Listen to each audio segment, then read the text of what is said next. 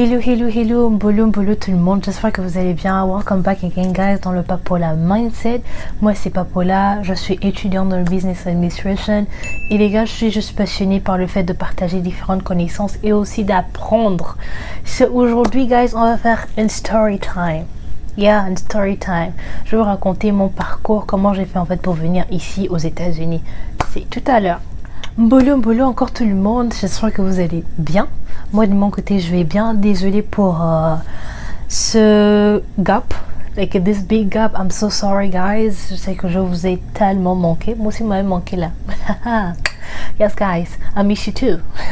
Désolée encore les gars, j'étais un peu submergée par les différents assignments, des devoirs de part et d'autre, donc du coup je suis vraiment désolée, mais ne vous inquiétez pas, je suis de retour. Enfin j'ai encore quelques examens à terminer sinon, mais c'est juste pour le mois d'août, donc ne vous inquiétez pas, je suis par contre de retour. So guys, aujourd'hui je vais faire un story time. Do we say un story time ou bien une story time? En tout cas story time, afin que non tu parles de tes choses dans ta vie là, c'est ce que je vais faire aujourd'hui là. Donc aujourd'hui je vais vous raconter mon parcours en fait, comment j'ai fait pour venir ici aux États-Unis. Mais avant de commencer, mbolo, pour ceux qui ne savent pas ce que ça veut dire mbolo dans ma langue ça veut dire c'est bonjour, bon après-midi. En fait c'est une salutation un peu commune en fait. Donc mbolo. So les gars, aujourd'hui je vais faire une story time et je vais vous parler de mon parcours pour venir ici aux États-Unis. Now, pourquoi l'idée de venir ici aux États-Unis en fait? J'aimerais d'abord souligner ici que les États-Unis c'était pas une idée qui m'est parvenue juste comme ça en fait, genre après le lycée j'ai choisi boum je vais venir aux États-Unis. Non, déjà quand j'ai fait une partie de mon primaire, genre la partie où je terminais mon primaire pour rentrer dans le lycée, j'ai fait ça en fait dans un système anglophone. À l'époque j'étais au Rwanda et donc du coup c'était ma première fois en fait d'intégrer dans un système anglophone et I fell in love. Oh my gosh, I fell in love with the English system. Je suis tombée juste amoureuse en fait du système anglophone. Et donc du coup quand on a déménagé pour aller s'installer en Éthiopie avec ma famille et tout, là on est encore revenu. Je suis revenue en fait dans un système francophone et donc du coup je trouvais pas trop de plaisir en fait dans le système anglophone. Certes je parle français mais bon c'était pas vraiment assez. There's something, you know, when you speak English and you're like hey how are you, et puis quand tu dis en anglais salut ça va, c'est un peu, you know, c'est un peu différent. Mais sans vous mentir, moi je me suis sentie plus à l'aise en fait dans ce système anglophone. Et quand je grandissais et tout, je disais ça à mes parents que non, moi je veux poursuivre mes études en fait dans un système anglophone. À l'époque, j'avais pas encore l'idée de quel pays, je voulais juste poursuivre mes études en fait dans un système anglophone. Et pour ceux qui ont déjà regardé la première vidéo, ils savent que moi en fait j'ai grandi dans une famille en fait. Enfin pour ceux qui déjà pause. Pour ceux qui n'ont pas encore regardé la première vidéo, je vous invite s'il vous plaît à aller regarder la première vidéo s'il vous plaît. Qui ont déjà regardé la première vidéo, moi j'ai grandi en fait dans une famille où le papa en fait prenait les grandes charges et ma maman prenait les petites charges. Donc quand il s'agissait de l'école, payer l'école, c'est mon papa en fait qui s'en chargeait. Donc quand j'étais encore au secondaire et tout, je disais à mon papa que voilà papa, après mes études au lycée, moi je vais forcément poursuivre mes études dans un pays anglophone. Et tout était déjà en quelque sorte un peu planifié en fait, pré-planifié, prepared, en tout cas préparé. Est-ce que ça se dit même? Ouais, pourquoi je ne pouvais pas continuer dans le système francophone? Non, c'est à cause de tout ça là, trop les prêt. Mais non, ne vous inquiétez pas, j'aime le français, c'est pour ça que je suis en train de parler en français, non? Voilà. So, quand j'avais encore mon papa, je lui disais ça en fait, que je vais continuer dans le système anglophone quand je termine mon lycée. Bien évidemment que la fin de mon lycée, j'ai fait ça en fait dans un système francophone. Et donc du coup avec lui c'était un peu préparé. Il avait déjà préparé en fait, on préparait déjà ça, que quand j'arrive peut-être, normalement quand je devais atteindre la première, voilà c'est là où on devait un peu s'intéresser à quel pays que je devrais voyager et tout. Malheureusement quand je perds mon papa en 2016, c'était un peu très choquant et bouleversant. Et vous imaginez dans une famille où le papa prend les grandes charges, maintenant il s'avère que ma maman devait prendre toutes les charges. C'était vraiment pas facile pour elle. Et donc du coup, voilà, c'était un grand choc en fait. Et voilà, on rentre, voilà, quand il décède en 2016, ma maman et moi, on est rapatriés au pays, au Gabon. Mon grand frère, lui, il poursuit ses études en Europe et il reste là-bas alors. Donc moi, je reviens en fait, je reviens au pays, au Gabon, avec ma maman. Et j'étais dans un lycée français en fait. Et le lycée français, ça coûte vachement cher, comme vous le savez très bien. Et donc du coup, je me dis, ce serait pas évident que ma maman puisse en fait déjà payer, voilà, payer le lycée français. Pas que je la sous-estime. Maman, je te sous-estime pas. I love you so much. Voilà, vous mettez dans les problèmes avec ma mère. Non, c'est pas que je sous-estime ma maman, c'est juste que voilà, je la voyais pas payer une grande somme en fait pour. Et donc du coup, quand on rentre au pays, je me dis ben voilà, faut pas trop que je mette la pression à ma maman parce qu'il y a le décès, elle aussi elle perd son mari. Voilà, il y a aussi un enfant qui est en Europe, donc voilà, bon, sauf que lui, c'était pas vraiment sur la charge, il avait pas vraiment sur la charge de ma maman en fait. Voilà, lui c'est là-bas. Donc du coup. Quand je reviens en fait au pays avec ma maman, voilà, j'essaie pas trop de mettre la pression à ma maman en fait.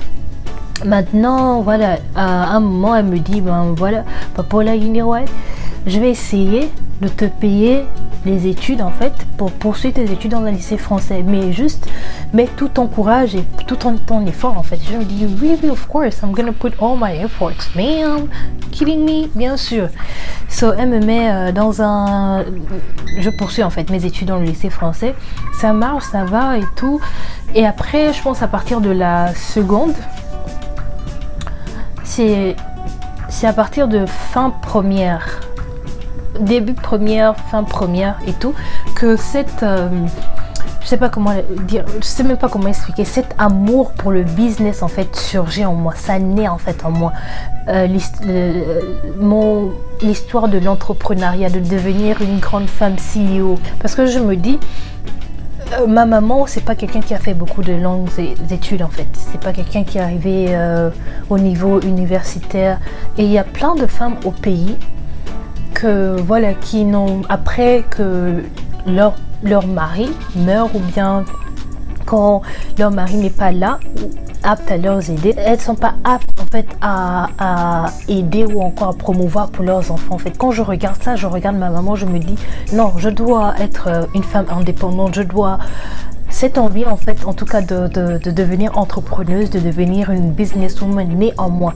Et le pays qui me vient à la tête, les États-Unis. As you guys know, American dream, right? Donc je me dis, je dois venir en fait aux États-Unis pour poursuivre mes études dans un système anglophone, mais aussi de me forger en fait le mindset, de me forger dans le business, dans l'entrepreneuriat autant pour moi, afin de revenir au pays pour voilà, établir de différents business, d'où là où le pays États-Unis commence déjà à ranger dans ma tête et tout. Et donc du coup, ça je parle pas de ça encore à ma maman parce que même si elle n'a pas beaucoup fait l'école, mais sachez bien que ma maman, quand il s'agit des États-Unis, c'est juste l'argent en fait qu'elle voit. Et donc du coup, quand je passe en première, je passe en terminale, maman est là toujours à m'aider, à m'épauler. En terminale, je rate d'abord la première fois mon bac. That was even awful. That was like, wow, trop de stress maintenant. Je me dis, bon voilà, je rate en fait le bac. Comment vais-je faire en fait pour... Voilà, je veux pas encore mettre la pression à ma maman, déjà qu'il y a beaucoup de pression. So, je me dis, je vais continuer en fait dans le système du pays en fait, parce que voilà, ça coûte cher déjà dans un lycée français. Voilà, encore je rate. Pas que je rate parce que j'ai pas tout donné en fait, j'ai tout donné, juste que ça n'a pas donné en fait. Je m'attendais pas à ces résultats. Et donc voilà, ça s'est pas bien passé. Je me dis bon voilà, je vais continuer dans le système africain parce que je me dis au pays, le système du pays, voilà, c'est un peu plus moins cher. Mais voilà, je me vois plus aussi un peu voyager. Pour être honnête avec vous, dans ma tête, je me voyais pas trop voyager. Je me disais, ce serait beaucoup de charges en fait pour ma maman en fait pour les États-Unis. Mais dans mon cœur, pour être honnête avec vous, il y avait cette naissance en fait qui ne faisait que croître. Au lieu que ça diminue, ça faisait que croître en fait. Les États-Unis, tu dois continuer, tu dois te battre pour aller te forger en fait. Et donc du coup, quand je rate mon bac pour la première fois, ma maman elle est déçue, voilà, ça pleure un peu. Voilà, elle est un peu déçue et tout, vous imaginez, ça fait un peu, voilà, des petits pleurs et tout. Pardon. Et donc du coup, voilà, je commence déjà même à m'enregistrer pour aller dans des lycées publics au Gabon et tout. Et je sais pas, je me rappelle bien, 3 semaines avant la rentrée du lycée français, ma maman me fait asseoir. And then she was like, you know what, Papola, I'm gonna give you a last chance, but make me proud of you. Je vais te donner une dernière chance, mais je veux que tu me rends fière de toi en fait. J'ai dit, maman, je te promets, cette fois-ci, je vais tout donner. Je vais tout donner. Et donc, du coup, la deuxième année, je passe encore le bac. Quand je passe encore le bac, là, je viens avec une rage. Like, il y avait ces professeurs là, non. Les professeurs de maths, non. Physique, non. Mais là, quand je suis venue, en fait, je suis venue juste pour gagner mon bac, en fait. It's like, I don't care. Je suis venue juste pour un but. Et donc, du coup, par la grâce de Dieu, je gagne mon bac. Quand je gagne mon bac, c'est genre la joie et tout et tout. Et bon, quand vous êtes dans un lycée français, pour ceux qui savent déjà, quand vous êtes dans un lycée français, vous êtes automatiquement en fait enregistré dans un collège en France. Et j'étais déjà automatiquement enregistré en fait dans un collège en France, ce qui fait en sorte que les papiers, les tralala, c'est pas trop des tralala en fait. Does it make sense?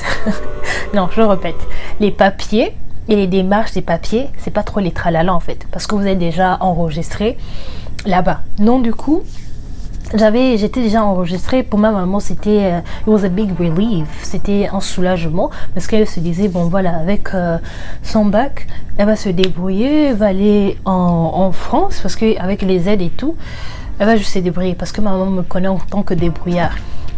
Je dis ok, je lui annonce pas encore que je veux partir encore aux États-Unis en fait, que cette idée là est toujours là. Derrière elle, par contre, je commence maintenant la procédure pour faire les papiers en fait pour venir ici aux États-Unis, sans lui dire. Je sais pas encore dit ça à ma maman. À l'époque, j'avais un petit ami. Oh, he was such an angel. Oh, il était trop cute. J'avais un petit ami à l'époque, c'était juste un ange en fait. Croyez-moi, dans la vie là, il y a des gens que Dieu met juste dans ton chemin pour je sais pas, ils sont juste là en tant qu'ange en fait. Et lui, il en fait parmi. Il en fait partie. Lui, c'est parmi ou parmi là, non. Donc du coup, à l'époque, il m'avait tellement soutenu en fait. Et c'est la seule personne en fait qui savait que je voulais poursuivre mes études ici aux États-Unis et que j'avais commencé en fait les démarches en fait pour venir ici aux États-Unis. Et donc du coup, on part avec lui à l'agence. Pour ceux qui sont à Libreville et qui sont au Gabon, il y a une agence de Madame Breuer qui fait les papiers en fait. Elle vous montre en fait le dossier pour venir en fait. Non, elle vous montre le dossier pour aller à l'ambassade. Et à l'ambassade, c'est c'est à eux maintenant de vous dire si vous avez obtenu le visa ou non. Mais il vous montre en fait le dossier. Donc quand j'arrive là-bas, je trouve Monsieur Simon qui est devenu un papa en fait pour moi. Quand j'arrive, je lui dis d'abord, Monsieur Simon, vous savez quoi? Voilà, je me présente tant. Je suis à peine une bachelière. Je veux poursuivre mes études aux États-Unis, mais je n'ai pas l'argent pour l'école. Le gars, en fait, il m'a regardé en mode, Are you okay? Like, seriously, are you okay? But ce qui m'a vraiment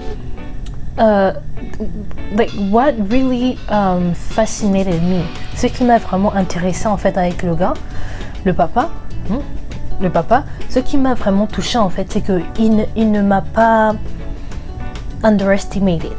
Il n'a pas banalisé en fait ma vision. Il ne m'a pas rejeté en fait, non. Il m'a écouté, il a pris son temps pour m'écouter et je me rappelle très bien qu'il m'a dit, Papola, c'est faisable, mais ce serait pas facile. it's doable, but it's not gonna be easy. I was like, I know, sir. I know. But eventually, le no là, c'était pas le no que je savais. Je savais que voilà, ce serait pas facile, mais c'est qu'après j'ai vu c'est pas facile là en réalité quoi. Et donc du coup, il ne m'a pas banalisé. J'ai commencé à suivre la procédure et tout. Ça c'était encore au niveau des petites factures, genre les papiers pour traduire, les papiers du bac, traduire ça en anglais. Ça va. Je me débrouillais en fait pour trouver les sommes et tout. Mais après bon, les grandes sommes commençaient déjà à venir petit à petit. C'est là où je fais asseoir ma maman. Elle aussi a commencé un peu à paniquer en fait. Bon, pas paniquer dans le sens paniquer, parce que je peux un peu, bon, ma maman, je peux un peu jouer encore. Quand ça va, papa, je peux un peu jouer. Donc du coup, j'essayais en fait de jongler un peu avec elle. Et à un moment donné, elle me demande qu'est-ce qui ne va pas en fait. Je vois pas aucun document de l'ambassade de France. Je ne signe pas. Bon, ma maman, c'est quelqu'un qui aime signer les documents. Oh, Nessio, maman. Elle, si elle ne signe pas le document, c'est qu'il n'y a pas le bulletin. Donc, l'affaire qu'on fait signer les bulletins aux parents là, ça, ma maman, si elle n'a pas signé un document, c'est que l'affaire là, ça ne va pas bien. Elle me demande non, c'est comment il n'y a pas le document que je signe et tout. C'est ça que je lui fais comprendre que non. À l'ambassade en fait de France, ils ont un peu d'abord mis en pause, mais ça va. Ma première amie, je me rappelle à l'époque, j'avais deux meilleures amies en fait. La première, elle est partie un mois, les deux sont partis en France. La première, elle est partie un mois avant la rentrée scolaire en France en fait. Quand elle vient nous dire au revoir à la maison, bon, ma maman me regarde en mode ok, she's leaving, oh, elle part, mais toi là pour toi, oh. Bon, je ne dis rien. Ma deuxième amie en fait vient pour dire maintenant au revoir. C'est là où ma maman, là, ça commence à paniquer. Là, le feu à la maison. Elle est venue et c'était à 2 semaines de la rentrée en France en fait. Et pour moi, pour être honnête avec vous, moi, ma rentrée était déjà même cancel. C'était déjà annulé en fait parce que j'avais même pas fait signe de vie. Je ne répondais même pas aux emails de mon université dans laquelle j'avais été accueillie en France. Je répondais même pas en fait. J'avais même pas le temps. Un jour, je pense... c'était un soir, un vendredi soir. J'ai fait asseoir ma maman. Je lui ai dit, bon maman, tu sais quoi? Je vais te dire la vérité. Je suis en train de faire mes papiers en fait je suis en train de monter mon dossier en fait pour poursuivre mes études aux États-Unis. Mais ce serait pas facile. Mais moi, c'est là où mon cœur veut en fait. Je souhaite aller poursuivre mes études en fait là-bas. Ma maman m'a juste regardé. Elle m'a dit, to be honest, j'ai pas l'argent. Ma fille, je n'ai pas l'argent pour t'emmener, pour payer tes études. Mais si c'est là où tu souhaites, vas-y, je te donne toutes mes bénédictions. Ça a été... I don't know, like, je sais même pas comment exprimer ça. C'était juste un booster en fait pour moi. Quand elle m'a dit ça, j'ai pris tout mon courage. Je suis partie encore à l'agence. Voilà maintenant les factures qui commençaient déjà à augmenter. Je me rappelle la première facture de 400 000 qui est venue pour le I-20, genre la lettre d'admission ici aux États-Unis en fait. Ma maman elle a payé, c'est bon, ça allait. Après, il y a une autre facture en fait de 600 000 qui était venue. 800 000 parce qu'à l'intérieur il y avait le hostel qui devait, en gros l'hôtel qui devait m'accueillir ici aux États-Unis. Dedans il y avait le transport, dedans il y avait aussi la lettre d'admission dans l'école de langue en fait. Parce que malgré que je parlais déjà l'anglais, mais je suis venue en fait dans une période où c'était pas la rentrée en fait à l'école en fait. Et donc du coup, je pense que je suis venue à 2 ou 3 mois avant la rentrée. Et ils voulaient m'intégrer d'abord dans une école d'abord de langue. Et donc du coup, je devais payer aussi la rentrée administrative dans l'école de langue en fait. Sur tout ça là, ça revenait à une charge de 800 000 voire 900 000. Oui. Y compris aussi les frais de l'ambassade pour le visa. Man, that was crazy. Je dépose la facture à ma maman, je lui dis, bah, c'est 800 000 en fait. Ah, maman me regarde en mode genre, ma petite, t'as dit qu'il y a que toi, l'enfant, toi un seul enfant, tu me donnes beaucoup les factures comme ça là, c'est comment? C'est comment? Na ma faranga fite. C'était devenu déjà la langue. Bon, dans ma frangue affitée, dans ma langue, ça veut dire j'ai pas l'argent. Là, ma frangue affitée. Di.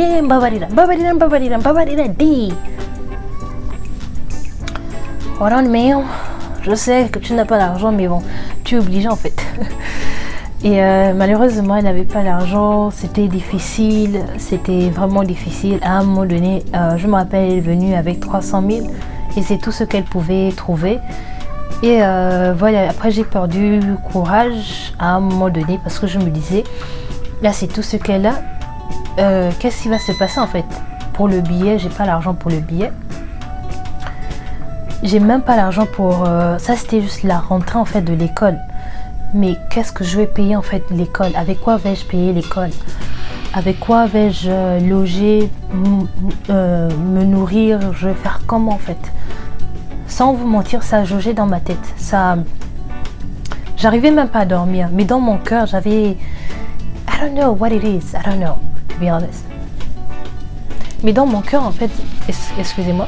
Dans mon cœur, en fait, il y avait ce truc-là qui me disait, peu importe, you're still gonna go. Whether you like it or not, you're still gonna go. I was like, okay, you know what? It is what it is. Je vais partir. Après, pour être honnête avec vous, les 900 000, ma maman n'a pas été apte à payer ça. Toute la somme, je me rappelle, il y a eu un peu des certains.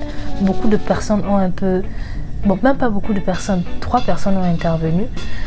Et y compris aussi mon petit ami de l'époque. Vraiment, c'était... Je me rappelle un jour, maman n'avait que trouvé que 400 ou 500 000. Et il manquait 400 000 en fait. Et donc du coup, je me suis juste assise, je me suis dit, bah, j'ai déjà la lettre d'admission de l'école, mais je n'arrive pas à payer le début en fait pour juste partir. Comment vais-je faire? Et j'ai même pas l'argent pour le billet. Et la rentrée aussi, là-bas aussi, on ne fait que m'appeler. Que vais-je faire en fait?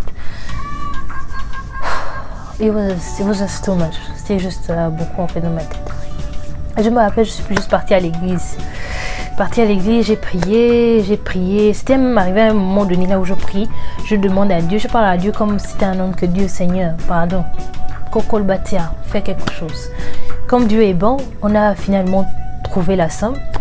Et ne me demandez même pas comment le billet est sorti. Je me rappelle, je suis partie à l'ambassade.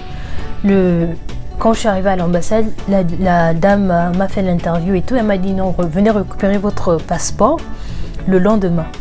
Like, c'était juste un miracle en fait, parce que je me disais, ok, certes j'avais cette joie là, pour être honnête avec vous. Je sais pas si c'est parce que j'ai déjà voyagé, je sais pas, mais j'avais quand même une joie en fait. J'avais une joie, je me disais, waouh, c'est bien en fait, ça se passe bien. Mais après, quelque part aussi, j'avais aussi cette peur là en fait, qui me disait, ok, ça c'est juste le début, mais tu n'as pas encore même payé l'école, tu n'as même pas encore payé le collège où tu vas intégrer, tu n'as même pas encore payé l'appartement. Comment est-ce que tu vas faire en fait? Mais je sais pas, il y avait toujours cette ombre là qui arrivait à prendre le sur-dessus de ma peur. Et donc du coup, quand j'ai eu le visa, je me rappelle, j'ai appelé mes tantes en Europe, je les ai annoncé la nouvelle, j'ai appelé aussi pas tout le monde. Pas tout le monde, parce que les voyages en Afrique, on ne dit pas ça à tout le monde. Non, on est sûr. Ça, c'est pas ce que tout le monde qu'on dit. Et donc, du coup, je me rappelle, j'ai appelé ma tante aussi, ma tante au niveau de Libreville, et mes 2 tantes aussi au niveau du côté de ma maman. Et je vais les annoncer en fait la nouvelle. Et après, je suis là à la maison, j'entends juste ma maman qui me dit qu'on t'a acheté le billet, tes tantes ont participé, elles vont t'acheter le billet et tout. I was like, wow, thank you God. Et c'est comme ça que je suis venue en fait. Après le jour, j'y ai venu pour mon départ. Et la dernière épisode, c'était juste à l'aéroport, en train de soulever les gros sacs. Oh non, les sacs de timba qu'on vous amène depuis le village là-bas pour aller en ville. Je suis venue avec les sacs là, avec une valise, une grosse valise. Et puis c'est comme ça que je suis venue en fait ici aux États-Unis. Ça s'est bien passé mon voyage jusqu'à ce que j'arrive et que le froid aussi me bascule. Mais bon, ça c'est un autre épisode que je pourrais vous raconter après. Ça a été un peu ça en fait mon parcours en fait pour venir en fait ici aux États-Unis. Si vous avez aimé, n'oubliez pas de vous abonner et à cliquer la cloche de notification en bas là. Là. Yeah, right there. Exactly. You got it? You got it? Ok, good job. Bah, je vous fais plein de bisous les gars et on se retrouve dans bientôt. Bisous. Love you guys. Ciao.